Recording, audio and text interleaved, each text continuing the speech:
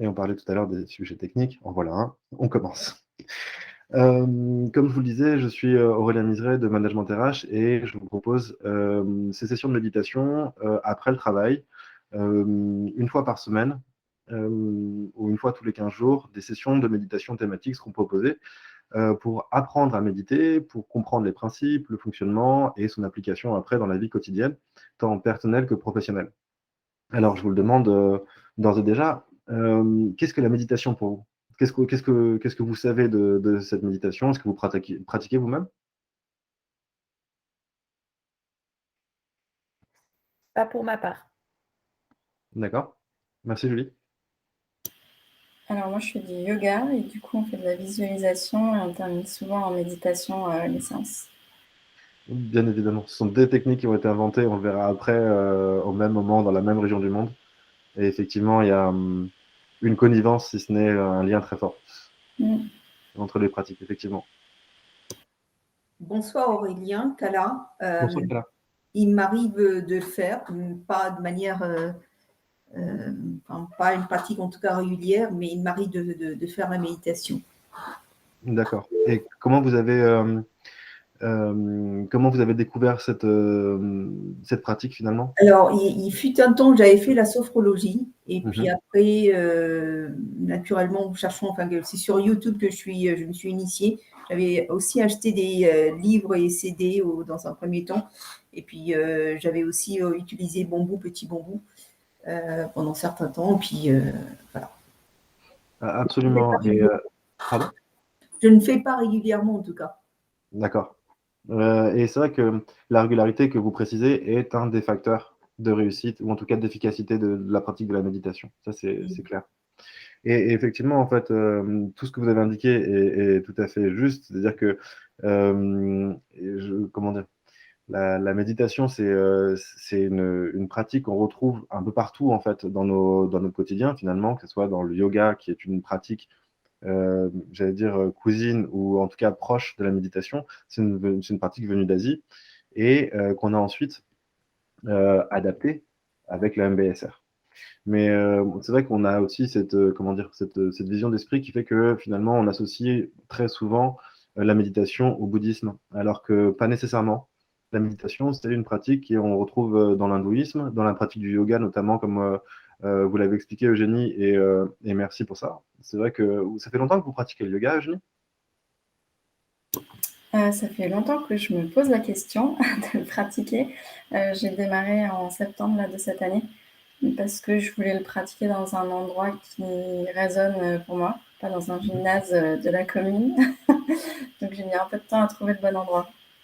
Et c'est important, l'environnement qu'on s'offre pour pratiquer, c'est en soi très clairement une forme de cocon qu'on crée pour sa pratique, et ça fait partie aussi de la pratique. Ça, c'est évident, c'est très important de prendre le temps, comme vous l'avez fait, pour choisir ce qui vous convient, parce que, en fait, cette pratique dont on parle, qui est finalement connue de tous et méconnue de tous, finalement, c'est une pratique qu'on a sur une application comme Petit Bambou, qu'on retrouve sur les applications de régulation, de cohérence cardiaque, notamment Respirelax, qui est une application que je vous conseille fortement.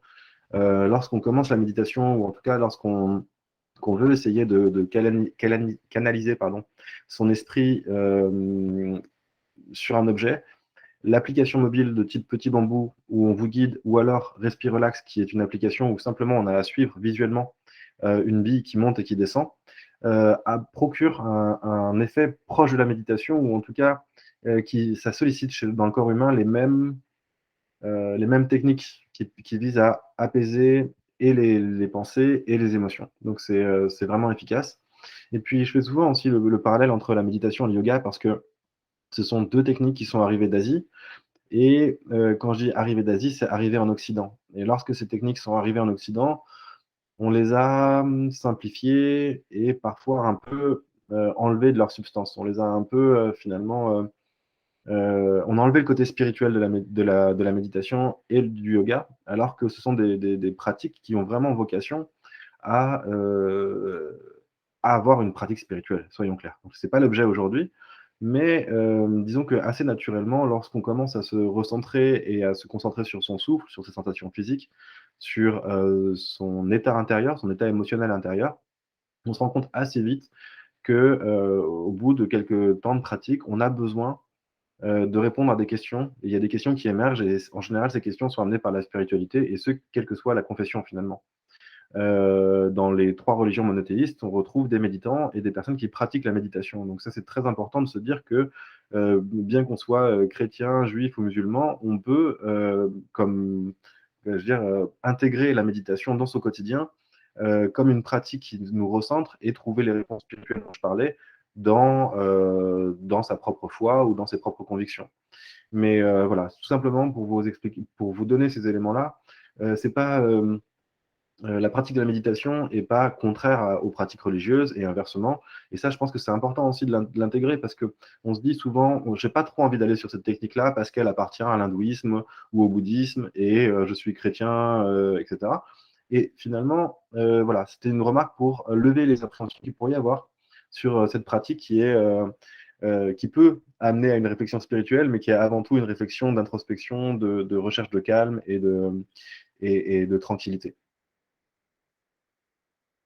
Alors, au-delà de l'aspect spirituel, il y a évidemment un aspect scientifique. Au début des années 1900, vers 1920-1930, l'université d'Harvard a commencé à lancer des études pour démontrer les bienfaits du sport dans son quotidien. À la fin des années 50, dans la population générale, tout le monde avait admis que la pratique du sport était bonne pour la santé, permettait d'éviter les maladies cardiovasculaires, les cancers, ou ce genre de choses. Et en fait, aujourd'hui, en 2021, je l'espère en tout cas, plus personne ne remet en question la pratique du sport comme étant bénéfique pour la santé, permet d'allonger la longévité, etc. Et finalement, les mêmes études sont réalisées en ce moment, donc enfin, au début de ce siècle, donc au début des années 2000, il y a eu des recherches faites par l'université d'Harvard pour comprendre en fait les effets de la méditation. Et au fur et à mesure des études, donc il y a énormément d'IRM qui sont fait passer à des moines ou à des méditants de longue date pour voir quel est l'effet de la méditation sur leur cerveau et même sur leur corps. Et ce qu'on note de manière assez marquée, c'est la diminution de l'amygdale dans le cerveau. Et l'amygdale, en fait, c'est une glande qui va stocker les émotions et notamment la peur, l'anxiété et le stress. Et en fait, cette zone va diminuer au fur et à mesure qu'on va pratiquer la méditation. Donc là, ce que vous pouvez entendre, c'est plusieurs infos, notamment le fait que le cerveau soit plastique. Les neurosciences l'ont montré et l'ont démontré, et d'ailleurs votre vie vous le prouve tous les jours. Si vous pratiquez le piano, par exemple, de vos 5 à vos 10 ans, vous aurez un niveau en piano à 10 ans qui sera celui de 5 ans de pratique avec une fluidité, vous saurez jouer des morceaux, etc. Maintenant, si vous arrêtez de jouer pendant une quinzaine d'années, lorsque vous vous remettrez à jouer, vous aurez beaucoup de mal à reprendre là où vous étiez arrêté lorsque vous aviez 10 ans. Et en fait, pendant toute une période, le cerveau va recréer les connexions neuronales qui vont vous permettre de réactiver vos connaissances et vos facultés à jouer du piano. Bah, c'est un peu la même chose, c'est même complètement la même chose avec la méditation, au sens où, euh, au fur et à mesure de votre pratique, et les études ont montré que dès les 2 premières semaines, les modifications s'opèrent. Donc, dès 2 semaines de méditation, les modifications au niveau de la plastique du cerveau commencent déjà à être visibles. Et on voit notamment la réduction de l'amygdale et on voit aussi l'augmentation de l'épaisseur de la partie du cerveau qui favorise la mémoire et l'empathie. Ce qui fait que lorsqu'on médite et qu'on prend le temps quotidiennement, et c'est vrai qu'elle a, c'est pour répondre un petit peu à ce qu'on disait tout à l'heure, c'est vrai que la pratique de la méditation régulièrement et même quotidiennement amène finalement ces modifications au niveau de la structure de notre cerveau et les facilités de mémorisation ou d'empathie ou de concentration viennent là aussi naturellement. Parce que on intègre cette pratique dans le quotidien et on fait comprendre au cerveau qu'il doit opérer finalement les modifications qui font que on reste dans cette forme de stabilité quotidiennement et ce durablement. Après, effectivement, si on arrête de méditer, très rapidement là aussi, on retombe sur l'ancienne configuration du cerveau parce qu'évidemment, le cerveau, lorsqu'on ne le sollicite pas sur les connexions neuronales, il les défait aussi vite qu'il les a créées. Alors, finalement, qu'est-ce qu'on peut attendre de la méditation? D'abord, une réduction du stress, comme je l'ai indiqué juste avant, une meilleure concentration, une mémoire renforcée et une plus grande conscience de soi. Et j'aimerais m'arrêter sur ce dernier point pour préciser quelque chose. En fait, quand on parle de conscience de soi, c'est conscience des émotions qui nous traversent, conscience des pensées qui sont les nôtres. Et en fait, plus on est conscient de ses propres pensées, plus on est conscient de ses états intérieurs, mieux on comprend les autres. Alors vous me direz, est-ce qu'on a vraiment envie de comprendre les autres? Ça vous regarde. Bien évidemment, ça c'est vraiment propre à chacun, mais quoi qu'il en soit, la méditation permet de cultiver la compréhension de soi et donc aussi la compréhension des autres, et donc l'altruisme, la compassion et toutes ces qualités finalement qui font que on arrive à vivre avec une meilleure harmonie avec son environnement. Il y a une autre étude d'Harvard d'ailleurs qui a été faite sur 70 ans qui démontre que réussir sa vie, a priori, d'après cette étude qui a été menée sur 7 décennies, réussir sa vie, ce serait d'entretenir de bonnes relations avec son environnement. Alors là, en l'occurrence, on a un exercice qui le permet parce que, encore une fois, lorsqu'on est conscient des émotions qui nous traversent et des pensées qui nous traversent, on a beaucoup plus de facilité à comprendre les autres et sans faire d'efforts. On devient conscient des émotions des autres et de ce qui les traverse. Et donc, du coup, notre lecture des situations des situations ou des événements du quotidien nous paraît complètement différent et beaucoup plus apaisé, beaucoup plus calme. Et on a une distance aussi, une forme d'espace qui est créé entre les événements qui se produisent et nous. Et cet espace nous permet de calibrer les réactions finalement émotionnelles qui sont les nôtres euh, et d'être beaucoup moins sous le flot d'une impulsion ou d'une émotion.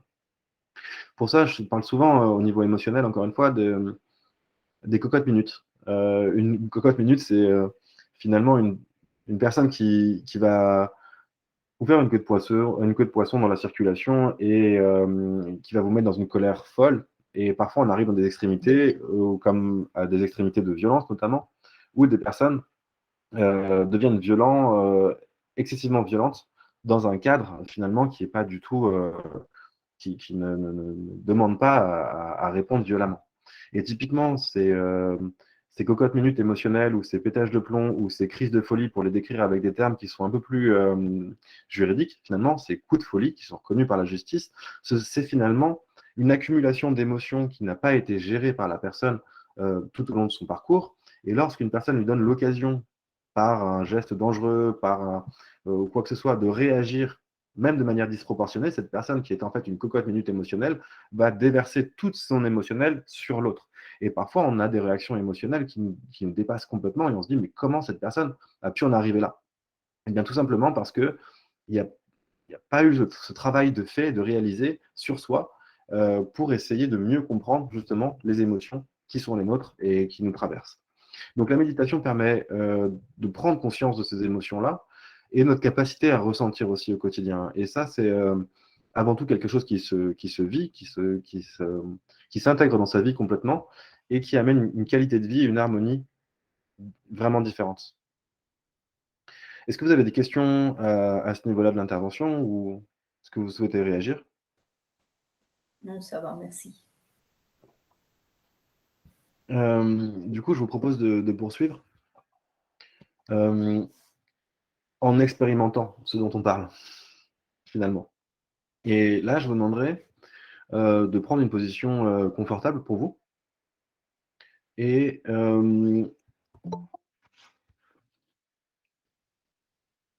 de prendre une position confortable pour vous. Je gère en même temps la logistique et des personnes qui viennent et qui reviennent à la session. Et simplement, une fois que vous êtes dans cette assise confortable, je vous invite à fermer les yeux. Simplement, fermez les yeux pour rentrer à l'intérieur de vous. Quand je dis rentrer à l'intérieur de vous, c'est finalement prendre conscience des sensations de l'assise, de votre dos, de vos mains qui sont posées sur votre bureau ou sur vos accoudoirs. Et une fois que vous commencez à sentir finalement les différentes parties de votre corps. Vous sentez peut-être d'ores et déjà une forme de relâchement, une forme de détente, une forme de conscience. Et là, ce que je vous invite à faire dans ce début de détente, c'est vraiment de focaliser votre attention sur la respiration, sur l'inspiration qui entre en vous et qui sort. Et je vous invite à, au fur et à mesure que la respiration se fait de plus en plus profonde, à ressentir les sensations de votre corps. L'assise, les membres qui se détendent ou non, les pensées qui vous traversent également, les émotions, l'émotion de la journée, l'émotion de ce début de soirée. Et au fur et à mesure où vous sentez que ces pensées vous traversent, vous sentez en même temps que votre corps se détend encore un peu plus à chaque inspiration.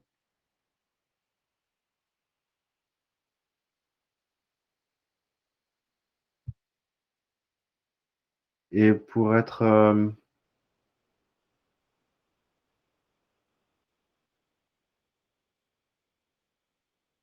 complètement là, vous avez aussi la possibilité, si vous le souhaitez, de mettre votre main droite sur votre poitrine et de sentir cette respiration qui va et qui vient.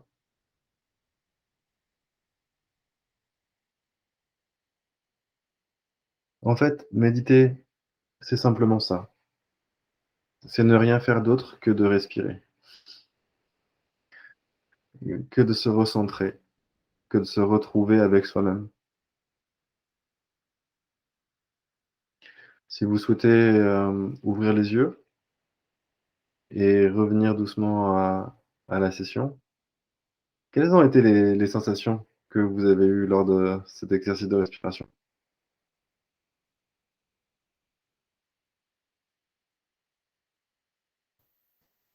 Ça permet de faire une pause. Enfin, en tout cas, pour moi, c'est même ce qui se passe autour ou les bruits qu'on peut entendre, faire un peu, créer un petit, une coupure avec l'environnement et pour nous, voilà, se recentrer sur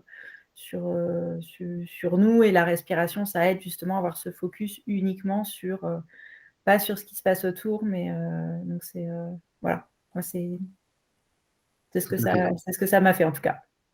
Merci beaucoup, merci pour le partage, pour ce partage et c'est exactement ça. C'est créer vous parlez d'une bulle, je parlais d'espace tout à l'heure, mais finalement c'est, voilà, créer un espace pour soi, dans une forme de détente et finalement, pour nous occidentaux, c'est à mon avis quelque chose qu'on a un peu de mal à comprendre et ou à connaître naturellement dans notre environnement. Eugénie, vous vouliez peut-être réagir, Kala ou Bati, sur la sensation avant qu'on poursuive, mais je vous en prie. Oui, alors bon, du coup, moi, j'ai eu mon cours de yoga ce matin, donc je continue dans la lignée, mais je me suis sentie vraiment apaisée après l'exercice. Il est pas toujours facile, je trouve. Il y a des moments où on arrive plus ou moins à déconnecter de ce qui se passe autour ou des pensées qui sont très présentes, dans le cerveau, la projection de ce qu'on va faire, l'heure d'après et cetera.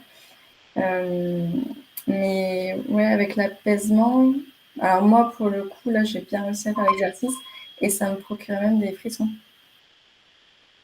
Et ça, c'est le reflet de la qualité du moment que vous passez avec vous-même.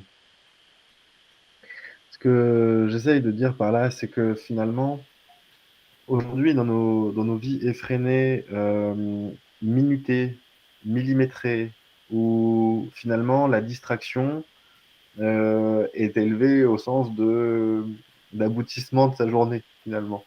On est tout le temps sursollicité par les notifications sur son téléphone, par le monde extérieur, par les autres, par leurs attentes, Et on n'a finalement pas été éduqué culturellement à prendre un temps pour soi quotidiennement, une dizaine, une quinzaine de minutes par jour pour se retrouver avec soi-même. Et parfois, même en échangeant avec des personnes, elles me disent: «Mais c'est parfaitement effrayant de se retrouver avec soi, juste avec soi». Le philosophe Pascal le disait en fait, le malheur de l'homme ne vient que du fait qu'il ne sache pas s'asseoir 15 minutes avec lui-même. Et c'est vrai, en fait. Parce qu'on a toujours besoin de faire quelque chose. On a toujours besoin d'être actif, ou en tout cas de l'expliquer ou de le dire. Et même quand on s'accorde une forme de moment un peu tranquille, on a quand même la nécessité d'occuper son esprit en le laissant partir sur des pensées, etc., etc. Et cetera. Et en fait, la méditation, qui nous amène à simplement ramener son attention sur son souffle, parce que c'est tout à fait normal, en fait. Lorsque vous allez tester cet exercice, et je vous le souhaite, seul chez vous, vous allez vous asseoir sur un coussin, sur un oreiller ou sur une chaise pour essayer de reproduire cet exercice finalement, qui est de concentrer, enfin de poser son attention sur son souffle. Vous verrez que très rapidement, en 1 seconde ou peut-être même un peu moins parfois, votre esprit va partir sur votre quotidien, sur les pensées, elle m'a dit ça, j'ai oublié d'acheter du pain, j'ai pas fait à manger, mais pourquoi, mon piou piou N-12, n'a pas livré le dossier que je voulais, et cetera, et cetera. Alors que vous êtes sur le coussin en train de vous accorder un moment de calme. Mais votre esprit, naturellement, va partir, dans des pensées et vous allez vous mettre à même parfois à suivre ces pensées.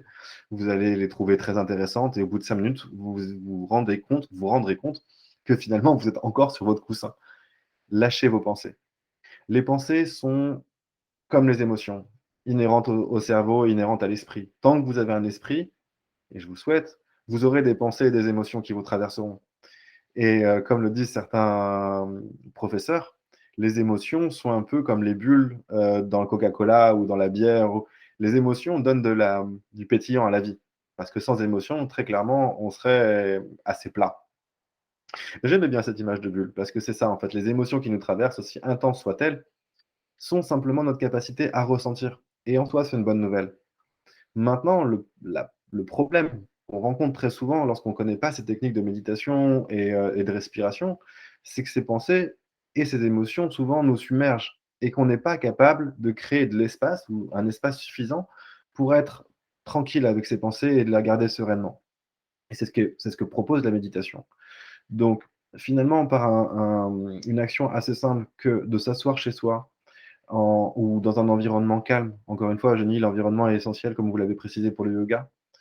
D'avoir votre espace, votre endroit où vous décidez de focaliser votre conscience, votre attention sur le souffle, en inspirant et en expirant. Et vous avez déjà en soi la première partie du job qui est fait, aussi simple que ça puisse paraître. Et c'est justement parce que l'exercice paraît particulièrement simple qu'il est particulièrement compliqué à faire. C'est tout un paradoxe, mais pour le coup, c'est tout à fait vrai. Je vous invite à le tenter pendant 3 minutes, d'être parfaitement conscient et uniquement consciente de votre souffle. Je vous souhaite bien des années de pratique. Je cherche pas du tout à vous décourager, bien au contraire. Mais c'est juste que la méditation n'est pas une recette miracle, tout comme le sport d'ailleurs, que j'évoquais tout à l'heure. J'ai une amie qui me dit: «Mais en fait, moi j'ai essayé tes techniques. Le soir, j'arrive pas à dormir, je fais une insomnie et j'essaye de me concentrer sur mon souffle». Oui, et pour quel résultat? Elle me fait: «Ça marche pas». D'accord? Je lui ai expliqué la situation différemment. Je lui ai dit: «Voilà, ça fait 10 ans que tu as pas fait de sport. Tout le monde sait, et c'est de notoriété publique, que le sport est bon pour la santé. Et si tu allais courir 20 kilomètres tout de suite là maintenant? Va courir 20 kilomètres, tu verras, c'est bon pour la santé, paraît-il. Au bout de 3 kilomètres, tu vas t'arrêter en tombant, en pleurant et en disant: "Je ne ferai plus jamais de sport"». Alors que tout le monde vous dit que le sport est bon pour la santé. En fait, l'esprit fonctionne comme le corps. Vous avez les résultats qui est fonction du travail et du temps que vous allez accorder à ça. Donc, au fur et à mesure de votre pratique, au fur et à mesure du temps que vous allez passer sur cette pratique, vous verrez qu'au fur et à mesure, ça sera de plus en plus facile, de plus en plus accessible, même si, comme vous l'avez précisé, Eugénie, il faut bien garder en tête que, de toute façon, il y a des jours où ça sera très facile de méditer et des jours où ça sera même impossible. Il y a même des jours où vous ferez l'effort de vous asseoir 15, 20 minutes, 30 minutes, en essayant de ramener votre conscience sur votre souffle, etc., mais sans avoir la sensation d'être parvenu à méditer. Restez tranquille avec ça. C'est pas grave. Pourquoi? Parce que même si vous, consciemment, vous n'avez pas la sensation ou en tout cas la perception de cette méditation fait son œuvre.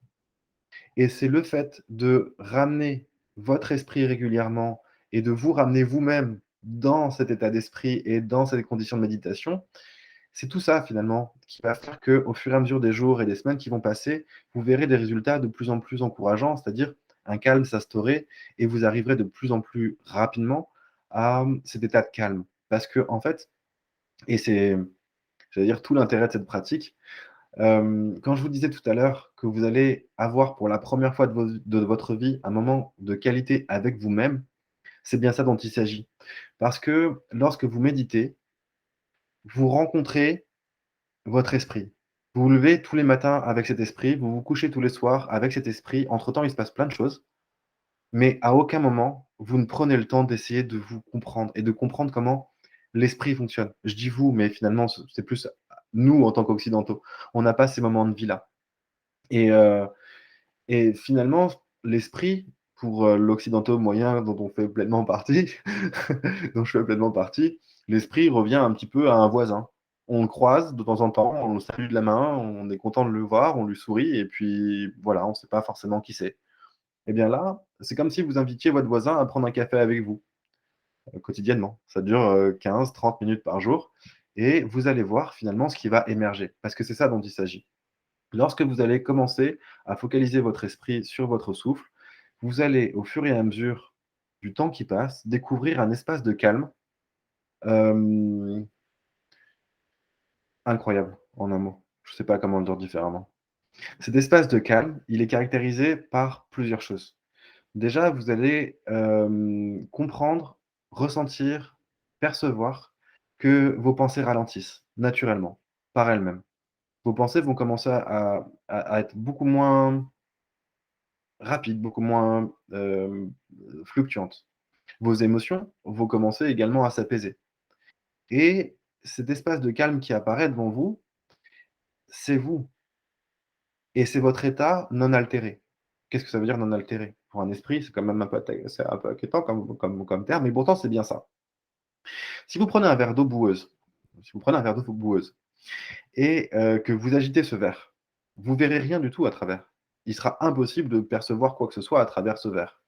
Maintenant, si vous prenez ce même verre d'eau boueuse et que vous le laissez un quart d'heure, une heure, une journée, vous verrez que le sédiment va automatiquement descendre au fond du verre et l'eau va devenir claire.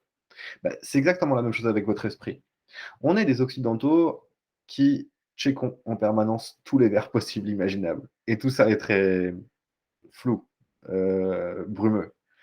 Et dès qu'on va commencer à poser son esprit, il y a une forme de clarté qui va émerger de ce calme, en fait.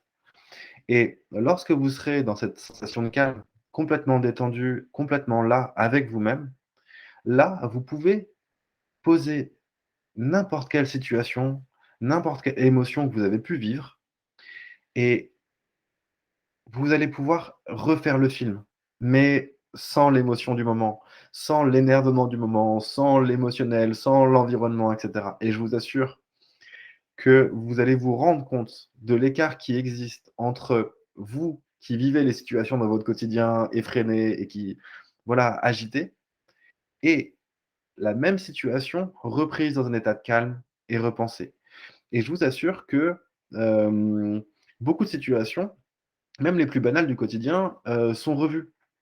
Hem et avec une forme de douceur et de bienveillance qui n'est permise quasi exclusivement que par ces moments de qualité qu'on prend avec soi-même. Parce que si on veut aller mieux, si on veut résoudre ces problématiques, autant se proposer à soi-même, s'offrir à soi-même un cadre qui permette de poser ses émotions, son vécu et de voir différemment les choses.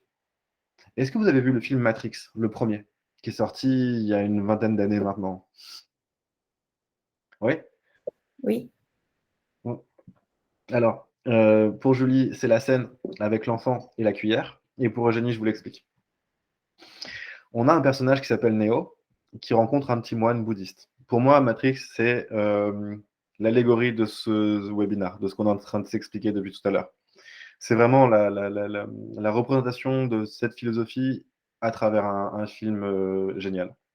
Bref, à un moment, le personnage principal, Neo, rencontre un enfant. Et cet enfant est en train de tordre des cuillères en regardant les cuillères. Et au fur et à mesure, il tord une cuillère, il la pose, et ainsi de suite.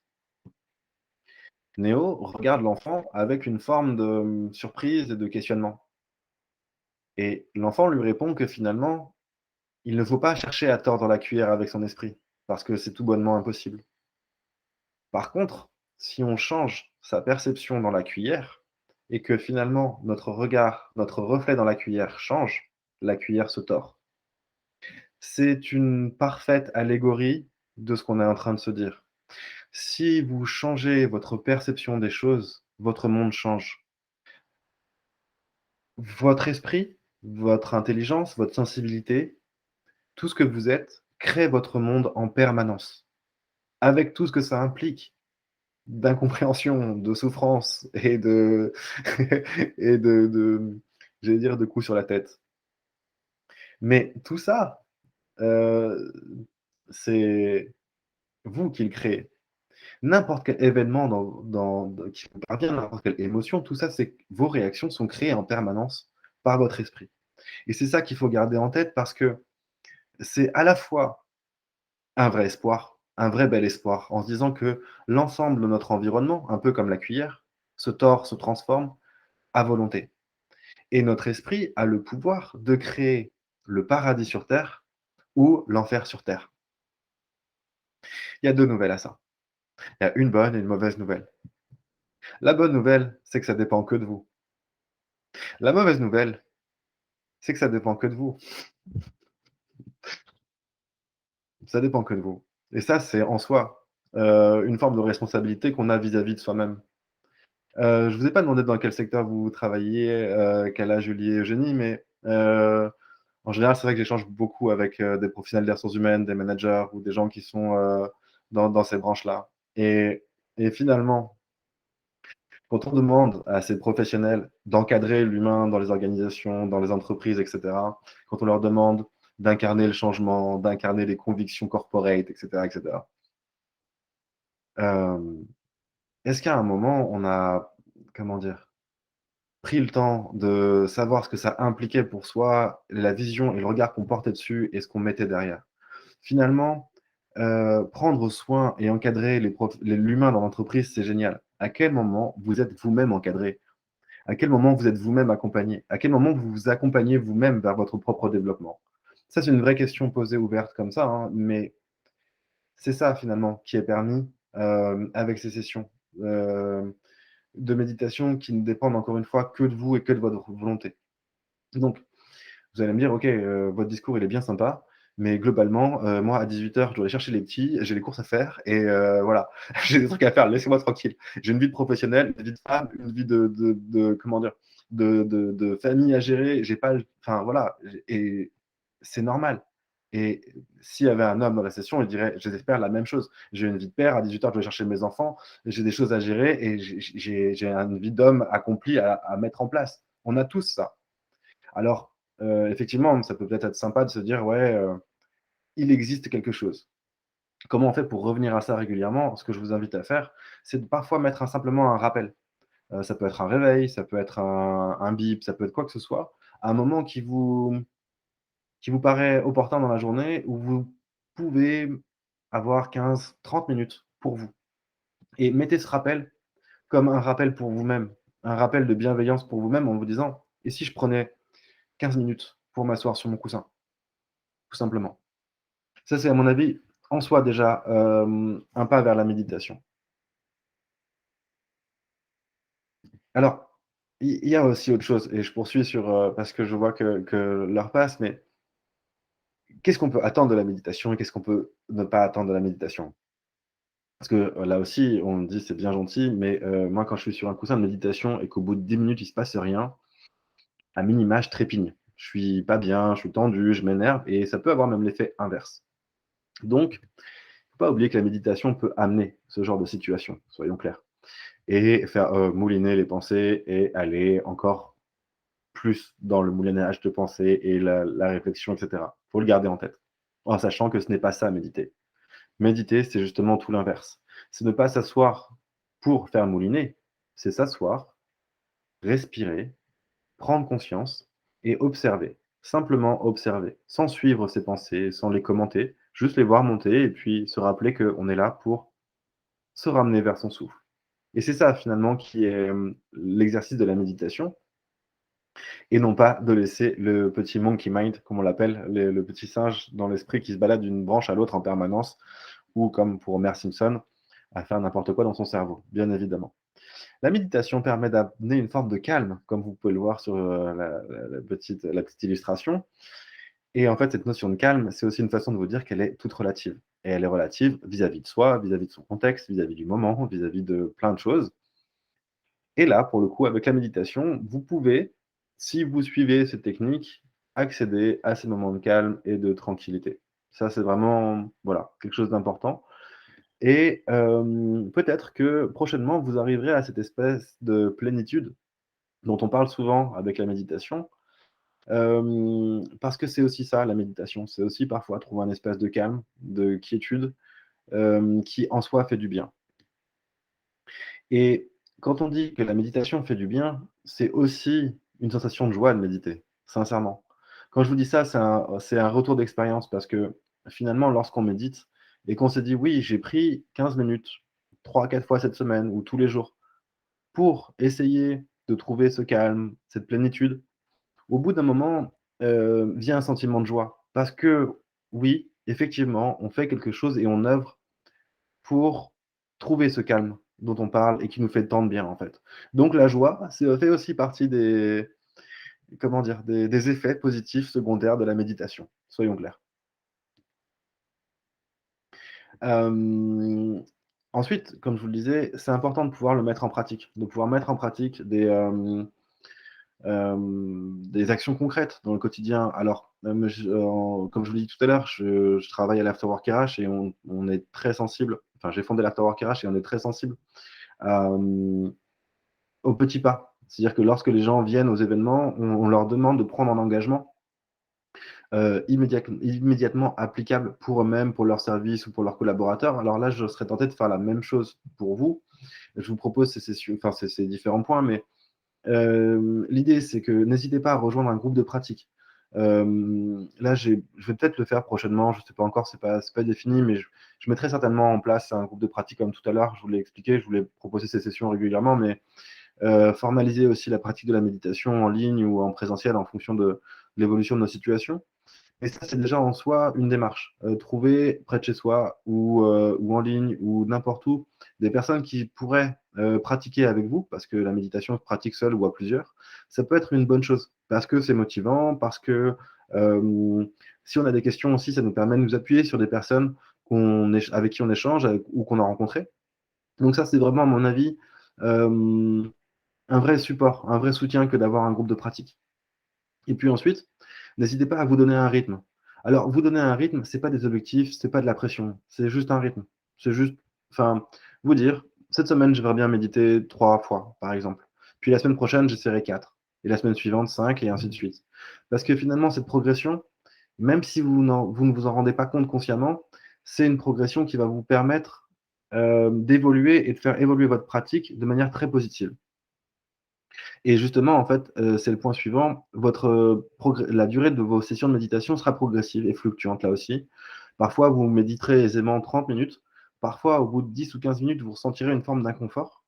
C'est OK, quoi qu'il arrive, soyez, bienveillant avec vous-même. C'est vraiment, à mon avis, un des éléments les plus importants de cette pratique, c'est, la bienveillance avec soi et avec les autres.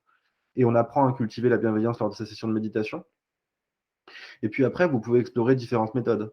C'est vrai que je vous ai pas mal parlé de la méditation focalisée sur le souffle, mais potentiellement, on peut méditer sur tout.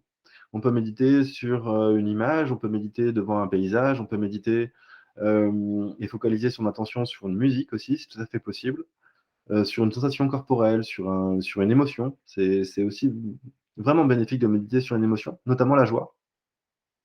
Revivre des sensations de joie pendant des sessions de méditation, c'est tout à fait possible et c'est souhaitable. Et je terminerai avec aussi cette référence que je voulais vous donner, qui est whatmeditationreallyis.com. Donc, si vous parlez anglais, c'est d'autant plus facile, mais il y a une dizaine de vidéos facilement trouvables sur leur site, où ils expliquent ce qu'est la méditation en termes de posture, en termes de souffle, en termes de positionnement du regard. Là, c'est vrai que lorsqu'on a médité ensemble, c'était surtout une façon de vous focaliser sur votre respiration pour vous transmettre un message simple finalement qui est de se dire que le fait de simplement focaliser son attention quelques secondes, quelques minutes, ça a déjà un effet bénéfique. Alors imaginez lorsque vous sortez de 20 ou 30 minutes de méditation. C'est vraiment c'est édifiant, vraiment. Est-ce que vous avez peut-être des questions ou des remarques ou envie de compléter ce qui a été dit? Merci beaucoup, Aurélien.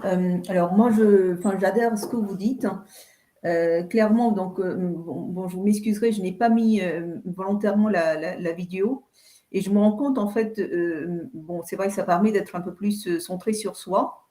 Le fait d'avoir fait la méditation au début, moi, ça m'a permis de ne pas être trop focalisé, le fait qu'on va me voir et tout, mais donc d'être beaucoup plus centré sur moi. Et je voyais, en fait, tout en vous écoutant, j'étais centrée sur mon souffle, en fait, encore. Ça continuait, le fait d'avoir commencé à méditer. Et en fait, j'étais encore centrée sur le souffle.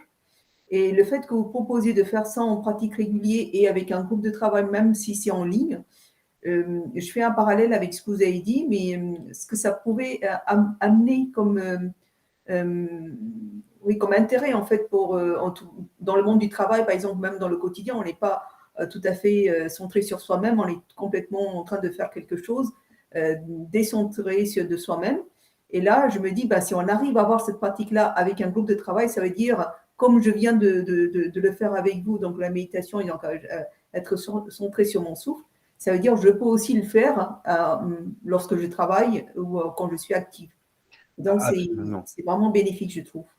Absolument, merci. Merci pour ce retour et c'est tout à fait ça, en fait, parce que l'objectif de la méditation et pourquoi la pratique quotidienne est importante et régulière est importante, parce que finalement, le moment de calme que vous faites en début de journée ou en fin de journée ou quand vous le souhaitez dans la journée, qui est à votre disposition finalement quand vous le souhaitez, le but, c'est d'être capable, à terme, et je vous le souhaite sincèrement, d'amener tout au long de votre journée cet état de calme et de tranquillité et de quiétude, en fait. Parce que même lorsque vous vivez des situations intenses où vous êtes au bureau dans un état parfois un peu stressé ou il y a des situations stressantes qui vous parviennent, finalement, comme je vous l'ai dit tout à l'heure, les émotions sont le cœur de la vie. Donc, vous allez continuer à ressentir des émotions en permanence. Mais cet espace va vous permettre de mieux vivre ces émotions et de mieux les accueillir. Vous les ressentirez toujours. Vous sentirez toujours cet émotionnel fort, intense, même encore plus intense. Parce qu'évidemment, quand on crée cet espace et que les émotions arrivent, on les regarde pour ce qu'elles sont, avec l'intensité qu'elles ont. Et plus on médite et plus on développe une forme de sensibilité aux émotions. C'est un vrai paradoxe, mais pour le coup, après quelques années de méditation, je vous assure que ça non plus, c'est pas qu'une théorie. Vraiment, avoir la capacité de ressentir et de comprendre et de faire preuve de compassion vis-à-vis des autres, c'est en soi intense. Soyons clairs. Mais Et également, pardon de oui. vous couper, juste par rapport à ça, vous avez dit à un moment donné de sentir la joie et de méditer. Et j'ai essayé de le faire tout en souriant, par exemple, et je me rendais compte qu'il y avait un autre effet. Je me sentais encore mieux. Et je me dis, ben, d'ailleurs, quand je vais méditer désormais, et ben, je vais me centrer sur une émotion, en fait. Je pense que la joie, c'est quelque chose qui découple, en tout cas, et ça apporte certainement d'autres bénéfices que je n'arrive pas à mettre des mots. Donc. Alors c'est exactement ça qu'elle a. En fait, il y a une forme de joie et oui, de contentement qui arrive après la méditation. Et si on poursuit ce sentiment-là, et ça c'est quelque chose, et c'est le dernier tip que je vous donnerai pour cette session, c'est de cultiver le sentiment de gratitude. Parce qu'en fait, si vous prenez encore une fois, quelques minutes par jour, ça tient à ça. Simplement pour regarder ce qui va bien dans votre vie, ce qui vous rend heureux ou heureuse dans votre vie, prenez simplement quelques minutes chaque jour pour ressentir ça émotionnellement. Vous prenez quelques secondes de calme, vous savez ce qui vous rend heureux ou heureuse et ressentez ça émotionnellement. Parce que finalement, lorsque vous allez ressentir et prendre le temps de ressentir ce qui vous rend déjà heureux ou heureuse dans votre vie, naturellement, en plus de la joie, vous aurez un sentiment de gratitude qui sera naturellement présent. Et ça, c'est en soi la clé du bonheur, je vous assure. En tout cas, une des clés. Je n'ai pas du tout la prétention de devenir la clé du bonheur, mais le sentiment de gratitude, c'est quelque chose de merveilleux à vivre, je vous assure. Et c'est des choses assez simples, mais redoutable d'efficacité. Est-ce que vous avez peut-être d'autres remarques, d'autres choses que vous aimeriez amener? Merci. En fait, je rejoins, effectivement, je n'aurais pas pensé, en fait, la gratitude. Effectivement, j'imagine, ne serait-ce que ressentir, en fait, de ce que nous avons aujourd'hui. Souvent, on a tendance à se plaindre. Et je pense que ça peut amener d'autres effets et je vais essayer, effectivement. Et je fais un parallèle à un moment donné. C'est vrai que en regardant sur YouTube, je suis tombée sur l'hypnose. Et je crois qu'à un moment donné, il y avait une sorte d'hypnose avec la gratitude. Et donc, ça fait un parallèle avec ce que vous proposez. C'est vrai. Alors, c'est marrant que vous parliez de l'hypnose parce que je me suis formé là, cet été, à la pratique de l'hypnose. Et pour moi, il y a vraiment un lien entre ces deux pratiques. Parce que la méditation pleine conscience, c'est d'être pleinement conscient. L'hypnose, c'est un état de conscience modifié. Finalement, c'est simplement continuer à travailler sur son esprit avec une méthode ou une autre. Et ça, c'est là aussi, à mon avis, quelque chose de bénéfique. Et peut-être que j'aborderai, ou peut-être qu'on fera une session sur les liens entre l'hypnose et la méditation. Je pense que ça peut être assez intéressant à regarder. Eugénie, Julie, vous avez peut-être des remarques ou des choses que vous aimeriez partager?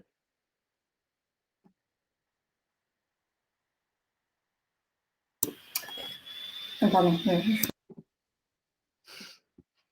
Vas-y, je t'en Trop de prie, Eugénie. politesse.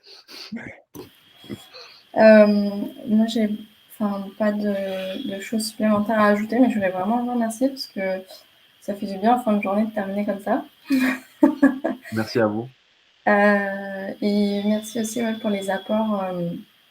J'ai pris quelques petites notes sur les bienfaits et sur la rigueur et le rythme à tenir. Donc voilà, je voulais simplement vous remercier. Merci beaucoup, Eugénie. Merci. Et moi, alors, j'ai pas de remarques ou de questions particulières. Juste, je trouve que c'est, alors j'ai appris plein de choses. Et également, je trouve que c'est bien d'avoir, enfin, merci pour ça, d'avoir créé cet espace où on peut pour parler de méditation. C'est quelque chose qui est pas forcément, vous l'avez évoqué, on a nos emplois du temps, nos vies, notre vie pro, tout ça. C'est pas quelque chose forcément de spontané, de naturel, à laquelle on pense dans nos vies de RH, de manager, quelle que soit notre fonction, notre parcours. Mais voilà, d'avoir ce point d'ancrage, ce point commun, de se dire, bah voilà, on va parler de méditation. Ça sort un peu des sentiers battus et ça fait du bien. En fait, ça fait vraiment du bien d'avoir, de parler de quelque chose qui n'est pas technique, professionnel, qui ne relève pas d'une compétence. Et ça fait, et franchement, ça fait du bien. Et je rejoins ce que dit Eugénie, ça donne un vrai souffle le soir, comme ça, de terminer la journée sur ce type de réflexion. Ça fait du bien. Donc, merci vraiment pour ça. Merci à toutes les trois pour votre participation. Merci aussi à ceux qui l'ont suivi et qui ont dû se déconnecter. J'ai eu quelques messages au passage. Mais en fait, c'est aussi, enfin, j'ai choisi d'être entrepreneur et de travailler dans les ressources humaines pour une raison toute simple, c'est que j'ai envie de me faire plaisir. Sauf que je me rends bien compte que parfois, dans mon quotidien, le plaisir, je le cherche. Soyons clairs. Là, j'avais envie de ça, justement. J'avais envie de créer cet espace, même parfois en comité réduit ou très réduit comme on l'a ce soir, ça me va très bien. Ça favorise la parole, ça favorise l'échange. Et ça crée même une atmosphère un peu cosy même. Et c'est parfait. Et comme on se l'a dit, au début de la session, il n'y a pas d'enjeu, si ce n'est le plaisir que d'être là, de se retrouver, d'échanger. Si vous avez des thématiques que vous aimeriez proposer sur la gestion des émotions, sur, je ne sais pas moi, sur des techniques de visualisation, quel que soit finalement ce que vous souhaitez apprendre, ça fait un moment que je pratique et que j'aime bien prendre des sujets par un bout ou par un autre. Donc vraiment, n'hésitez pas à proposer ces sujets directement. Je vais certainement ouvrir un groupe WhatsApp uniquement avec les participants de ce soir, pour le coup.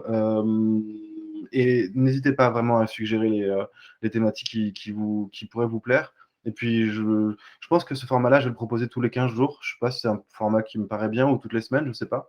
Parce que ce n'est pas très long à préparer, c'est pas très long parce que finalement, c'est juste 1 heure pour souffler un peu après le boulot. Bon, moi, ça me paraît être voilà, quelque chose de sympa à faire. Et je serais ravi de vous retrouver la semaine prochaine ou d'ici une quinzaine de jours. Merci beaucoup, Aurélien. Merci, ouais. Merci à toutes les Parfait. trois encore une fois. Merci beaucoup. À bientôt. Bonne soirée à vous. À bientôt. Bonne soirée. À tous. Au revoir. Au revoir. À bientôt. À bientôt. Au revoir.